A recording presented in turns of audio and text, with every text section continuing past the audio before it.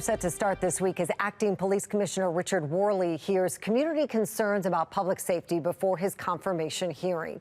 The first public meeting is Tuesday, but the confirmation hearing has been postponed.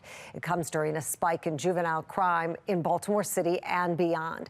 Last week, several Baltimore City teenagers were arrested in connection with car thefts in Anne Arundel County. More on that in just a few minutes. Worley also facing some criticism for the Brooklyn Day mass shooting. It has been more than a month since 2 people were killed, 28 others hurt, and still no arrests. The acting commissioner has since admitted the department made some mistakes in their response to the tragedy. Mayor Scott chose the commissioner without a public search, something the Baltimore City NAACP president took issue with. He's talked about his concerns a few times, including during a city council hearing on the response to the Brooklyn Day shooting. This incident, we told you guys this incident was going to happen when we had our last press conference.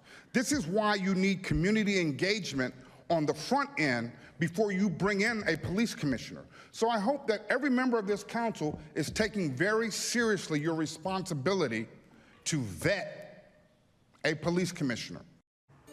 And you can find more on the public meetings with Acting Commissioner Worley on our website, foxbaltimore.com/newslinks. And while violent crime in Baltimore is down overall, juvenile violence continues to be a problem. 2 people were killed in shootings since Friday afternoon. One of them was a teenager. 6 others were hurt, including a 19-year-old and a 7-year-old boy. Now, young people, not just the victims of crime, they're often suspects, too. In Anne Arundel County last week, more than a dozen young people were arrested for a series of crimes involving stolen cars, some of them just 11 and 12 years old, too young to be charged. It makes it more challenging. The 11 and the 12-year-old, had it been a carjacking or an attempted carjacking, that meets the criteria for those offenders to be charged. But since it was a crime against property, which motor vehicle theft is a crime against property and not a crime of violence, it does not meet the criteria for charging. So those young people cannot be charged because of Maryland's Juvenile Justice reform law. It prevents children 13 and under from being charged with most crimes. Many critics also take issue with the Child Interrogation Protection Act, which stops the law enforcement from speaking with any child until they've spoken with an attorney. Unlike an adult, a juvenile cannot waive that right. Fox 45 News has heard from a number of prosecutors and law enforcement officers who say the laws leave their hands tied. They come in, we can't detain them. They're back in the community the next day. They get picked up for the second one. Can't detain them. They're back in the community again the next day. They pick up a third. They're back in the community again the next day. To be honest, I think it's one of the worst pieces of legislation I've ever read, because what it has done is taken the process of holding juveniles accountable away from prosecutors. Those protections have given way to a protection of some people who have committed very heinous crimes, which, yes, that does hamper what we are doing now. They know that, nothing's really going to happen to them if they keep their crime in a certain limit of types of crimes.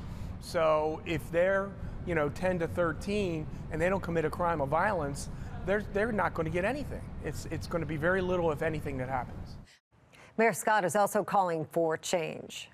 This system has to be built brand new, because we know the old system, the adult system, doesn't work for young people, and we know what we have today doesn't work as well. We need to Maryland needs to lead in building a system that actually works and has that balance of accountability for one's actions and understanding how, especially before they get too far gone in the life, that we're actually able to correct young people's behavior and benefit them and their families. A group of state lawmakers will hold committee meetings next month to talk about how the juvenile justice laws impact juvenile crime. It's important to note this is not a special legislative session, and lawmakers will not be able to take any action to change current laws or even introduce new ones. Fox 45 News has pressed the governor about whether a special session is necessary to address the problem. He says that won't happen. Well, we've been asking you what you think. Should elected leaders prioritize laws that protect criminals or the public? 98% of voters say the public. And that brings us to today's question of the day. Would you support officials who demand lawmakers pass tougher crime legislation? So far, 100% of voters say yes. Head to foxbaltimore.com/vote to weigh in.